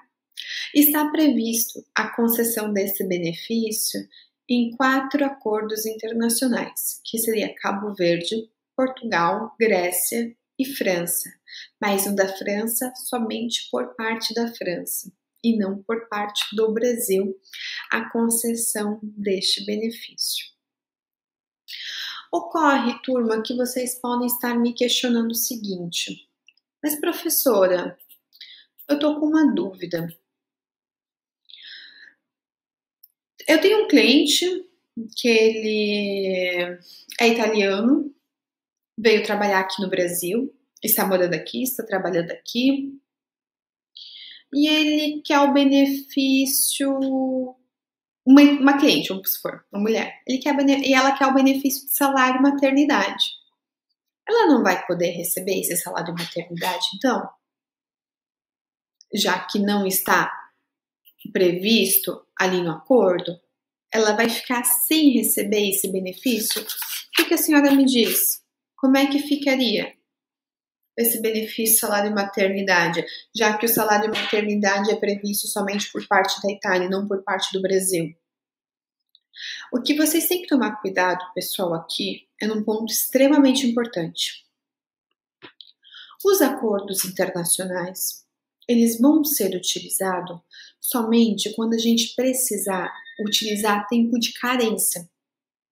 Aí a gente vai utilizar o acordo internacional. Principalmente quando se tratar de aposentadoria, que normalmente a gente vai precisar trazer a carência de um país para o outro. Sempre que eu não precisar utilizar a carência para o acordo internacional, eu não utilizo ele, eu ignoro. A pessoa, não importa se é brasileiro ou se é estrangeiro, se ela contribui para a Previdência Social aqui no Brasil, ela vai ter acesso a todos os benefícios, cumprindo a carência. Então, se eu sou italiana, venho para o Brasil, começo a trabalhar aqui no Brasil, regular, legal, paga minha contribuição previdenciária, pago o INSS corretamente, já estou há pelo menos ali 2 meses, um mês antes de engravidar, já estou contribuindo, já faço parte do sistema, acabo engravidando, eu vou poder receber o benefício. Porque eu já estou fazendo parte do sistema. Eu cumpri a carência necessária. Então, se eu cumprir a carência necessária, eu vou receber como qualquer outra pessoa aqui no Brasil. Não vai ter diferença alguma. Eu só vou me socorrer do acordo internacional de previdência social se eu tiver que utilizar a carência. Se não tiver a necessidade da carência, eu não vou utilizar o acordo. Essa que é a grande diferença que vocês têm que perceber. Por isso que quando vocês analisam os outros benefícios, são praticamente inexistentes, tem pouquíssimos acordos que prevêem os outros. Mas são benefícios normalmente com carência reduzida, que a pessoa vai conseguir ter direito aqui no Brasil, se houver a necessidade. Consegue. É uma exceção utilizar os acordos, e principalmente eu busco utilizar o acordo quando eu estou tratando de benefício de aposentadoria, que a carência é maior. Então, essa que é a diferença que eu gostaria que vocês prestassem atenção a respeito da matéria. Está certo? Agora, outro ponto interessante trata-se do direito à saúde. Porque nós aqui, a gente sabe que para o Brasil, saúde é um direito de todos e dever do Estado. É isso que diz a nossa Constituição. Ou seja, a saúde ela acaba sendo gratuita. Eu não tenho que pagar absolutamente nada para ter acesso ao SUS, a rede pública de saúde. Eu consigo acesso sem ter que contribuir. Porém, nem todos os países funcionam dessa forma. Nem todos têm essa metodologia. Muitos dos países é necessário haver contribuição para você acessar o sistema de saúde deles.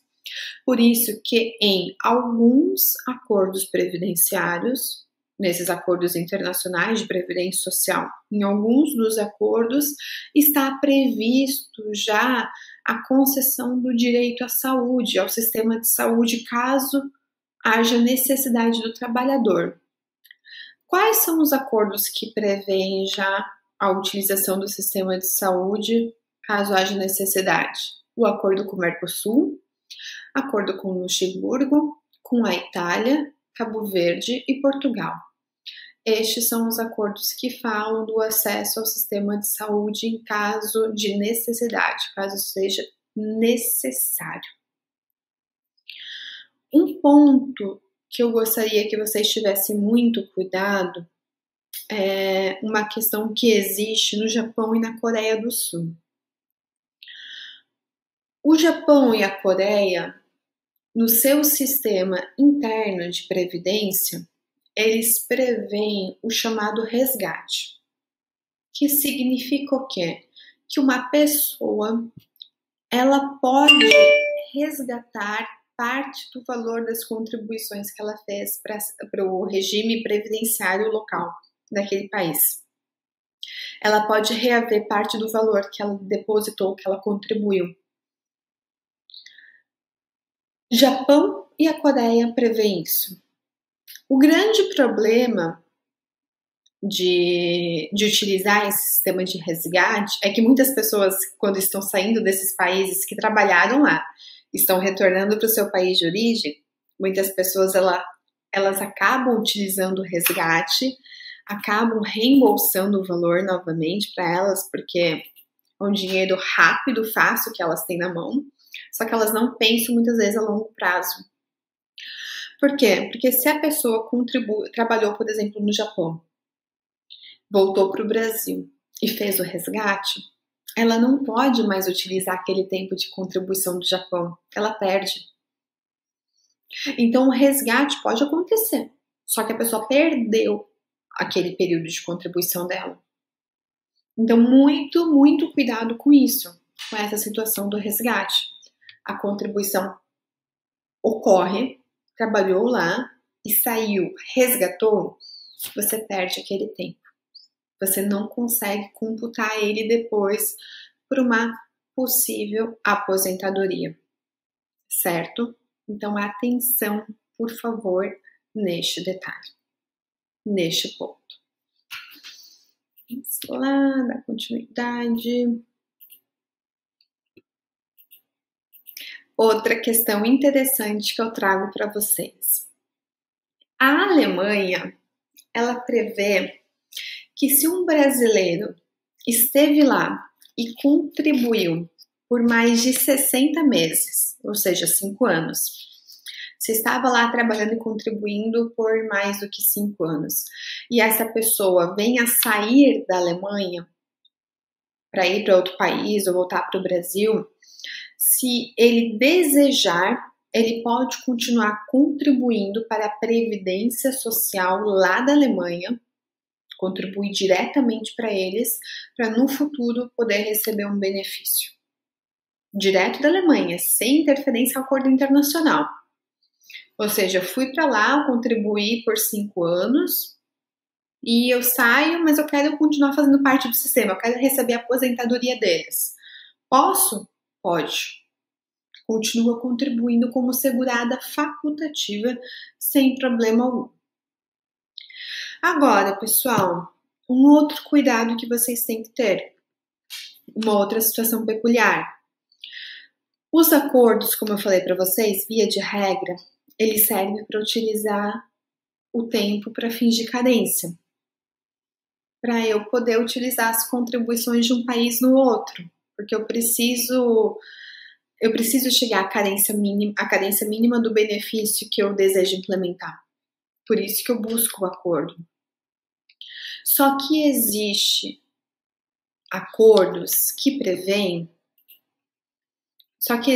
os acordos que prevêem que eu possa, quando eu tiver menos do que 12 contribuições, ou seja, menos do que 1 ano de contribuição, eles preveem que eu possa utilizar o tempo daquele país, mas ele, por parte dele, não vai conceder nenhum benefício. Professora, eu não entendi. Vamos imaginar que você quer um benefício de aposentadoria por idade. E está faltando para você 8 meses de aposentadoria por idade. E você trabalhou exatamente, somente 8 meses na Grécia. O resto, tudo aqui no Brasil. 8 meses de contribuição lá na Grécia. Você vai buscar esses 8 meses de contribuição da Grécia para poder se aposentar aqui no Brasil. Você vai em busca disso. E você vai conseguir somar esses 8 meses. Só que aí vai ser um benefício onde você exclusivamente vai receber ele integralmente somente no Brasil. Você não vai poder solicitar o benefício de aposentadoria na Grécia. Você não vai poder fazer com que a Grécia some o seu tempo da Grécia com o do Brasil e receber um benefício lá. Porque você teve menos do que 12 contribuições. Então, existem acordos que prevêem que quando tem menos do que 12 contribuições, você não pode requerer um benefício naquele país. Você pode usar o tempo, mas requerer o benefício, não. Quais são esses acordos? Ibero-Americano, Mercosul, Luxemburgo, Canadá, Grécia e Bélgica. Estes são os acordos. Agora, turma, vocês verificaram que a pessoa tem direito a um benefício, que o seu cliente tem direito ao benefício, você vai querer dar entrada.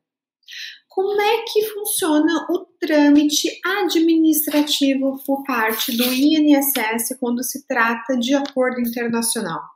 Como é que funciona? É algo bem organizado. É algo organizado e simples até.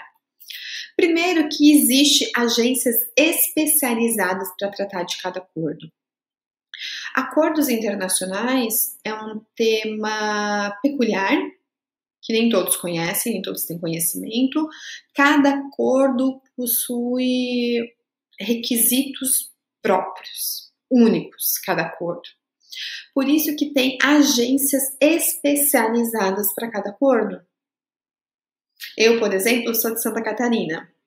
Eu moro em São Paulo e Santa Catarina, nos 2 estados.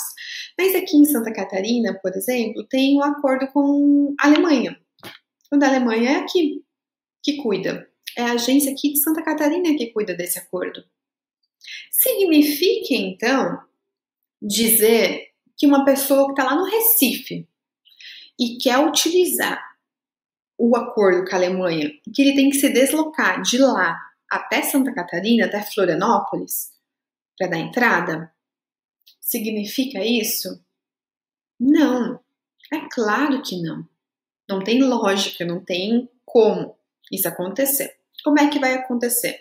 Você vai na agência mais próxima a você. Você comparece na agência da sua cidade, a mais próxima. Lá você vai dar entrada. Você faz online, né, mas te chamando para entregar documentos ou para verificar a autenticidade deles, você vai na agência mais próxima. Indo na agência mais próxima, eles vão montar o seu processo de aposentadoria ou de qualquer outro benefício e internamente o INSS vai encaminhar esse processo para a agência própria que cuida do tema, que cuida da matéria. É dessa forma que funciona. E qualquer contato, qualquer solicitação é sempre feito nessa agência mais próxima da pessoa. O processo é encaminhado, vai ser direcionado, vai ser analisado pela agência especializada. Mas você dá entrada pela sua agência mais próxima. Vamos ver qual agência é responsável por cada acordo? Vamos lá. Em Brasília, nós temos a agência responsável por analisar o acordo com Canadá, Bélgica, Grécia, Luxemburgo. Em Belo Horizonte, é a agência responsável pela Itália e pelos Estados Unidos. Em Curitiba, é a agência responsável pelo Acordo Ibero-Americano e Coreia. Em São Paulo, é a agência responsável pelo Acordo de Portugal, Japão e Cabo Verde. No Rio de Janeiro, é a agência especializada pelo Acordo da Espanha e da França. Em Florianópolis, é a agência especializada pelo Acordo do Mercosul e Alemanha. E em Recife, é a agência especializada pelo acordo com o Chile. Então, essas são as agências especializadas. Eu passei ali o e-mail, o contato de cada uma das agências, porém, você não precisa ir até essas agências. Não tenha necessidade. Você pode estar comparecendo na agência mais próxima da sua casa. Não tem necessidade de ir a uma outra agência. Certo, pessoal? Agora, uma outra dúvida muito comum que surge é o seguinte, professora, eu verifiquei aqui a lista dos acordos internacionais. Porém, eu tenho um cliente que ele está morando, por exemplo, na Inglaterra. Na Inglaterra não tem acordo internacional. Ou pense em viajar para a Inglaterra, que não tem acordo internacional. Ou eu tenho um cliente que está nos Estados Unidos. Os Estados Unidos já têm acordo internacional. Mas ele não trabalha lá. Não trabalha, ou não trabalha de forma legal, não está regular nos Estados Unidos. Como é que fica a situação dessa pessoa? Ela vai estar desamparada? Ela não vai ter direito a absolutamente nada? Como é que fica o caso dela? Turma, esse é um outro ponto muito, muito importante que vocês têm que saber. Brasileiro que está no exterior, mas que está em um país no qual não possua acordo internacional, que ainda não tem acordo internacional, ou que está em algum país que já tem acordo internacional, mas ele não está inscrito no sistema da previdência de lá, se ele desejar, é uma opção, se ele desejar, essa pessoa pode continuar contribuindo para o INSS aqui do Brasil. Pode continuar contribuindo. E vai contribuir como? Vai contribuir como segurado facultativo. É permitido, então, que o brasileiro que está no exterior, em algum país no qual não haja acordo internacional, continua contribuindo como segurado facultativo aqui no Brasil. Cuidado que, como segurado facultativo, o período de graça dele é reduzido. Então, tem que tomar cuidado para não perder a qualidade de segurado. Esse cuidado a pessoa tem que ter com as contribuições. Porém, contribua como segurado facultativo. Vai ter acesso a todos os benefícios, como qualquer outro segurado facultativo aqui no Brasil. Eu até trago aqui, que eu estou mostrando nesse momento no slide, uma jurisprudência para vocês, que é um salário maternidade de uma moça que vivia no exterior e pagava como facultativo aqui no Brasil. E teve um neném, teve um bebê, e deu entrada no benefício de salário maternidade e foi negado falando que ela estava morando no exterior. E não tem por que ser negado por essa razão. Porque a legislação permite que quem mora no exterior e contribua como facultativo tenha acesso a todos os benefícios. Então, você vai para um país com o qual não tem acordo internacional, contribua como facultativo, ou tem acordo, mas não está contribuindo para o sistema deles, continua pagando como segurado facultativo. Mantenha a qualidade de segurado aqui. Mantenha pelo menos isso dessa forma. É muito importante. Certo? Façam dessa forma. Outro ponto aqui, estamos quase finalizando a matéria nos últimos minutos, que é importante vocês saberem, o LOAS. Como é que fica a questão do LOAS, pessoal? O LOAS, de forma administrativa, o INSS, ele nega a sua concessão para quem for estrangeiro. Eles não concedem. Esse tema já foi muito discutido na jurisprudência. A jurisprudência concedia esse benefício do LOAS para quem não fosse brasileiro, desde que preenchesse os requisitos necessários para a sua concessão. E esse tema chegou, inclusive, no STF. O STF julgou um recurso extraordinário, aonde foi julgado que o estrangeiro residente no país é beneficiário da assistência social prevista na Constituição, desde que atendidos requisitos constitucionais e legais. Ou seja, o STF já julgou que agora o estrangeiro, preenchendo os requisitos, pode utilizar o benefício da assistência social caso cumpra os requisitos, né? A idade e a renda familiar. Além disso, nós temos 3 acordos internacionais que já previa a autorização para a concessão do LOAS. São os acordos com Cabo Verde, Portugal e França. Esses 3 acordos previam a concessão deste benefício do LOAS, onde, se requerido administrativamente, alguém desses 3 países poderia conseguir com base no acordo internacional que estava em vigor. Não precisaria desse respaldo judicial para a sua concessão.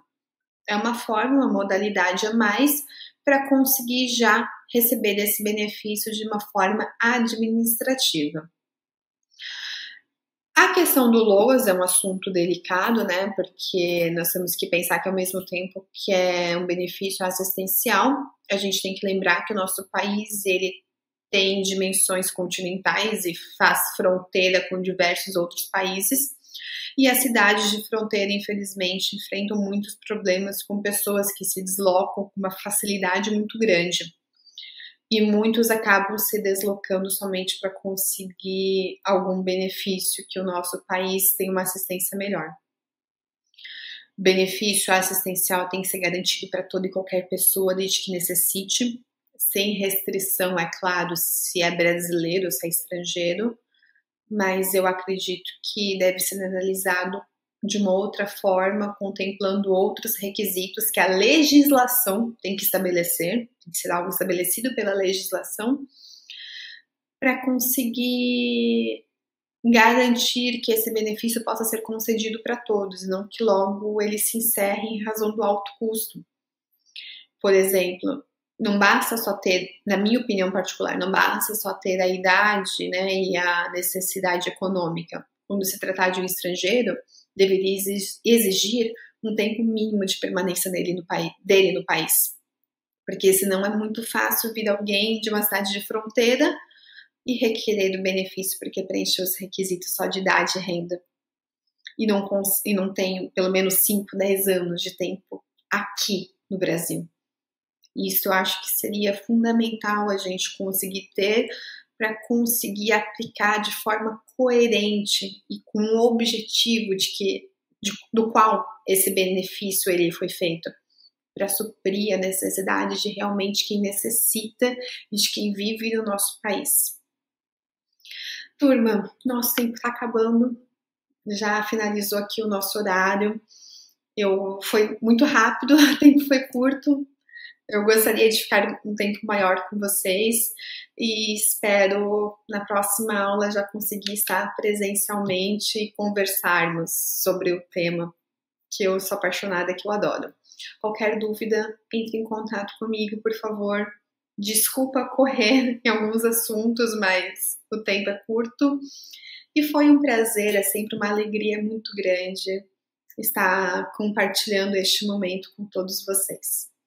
Um grande abraço, fiquem com Deus e que todos fiquem bem nesse período. E finalizando aqui o nosso dia, eu deixo uma mensagem para vocês, que nós não necessitamos de caridade. O que queremos é uma justiça que se cumpra e um direito que nos respeite. José Saramago.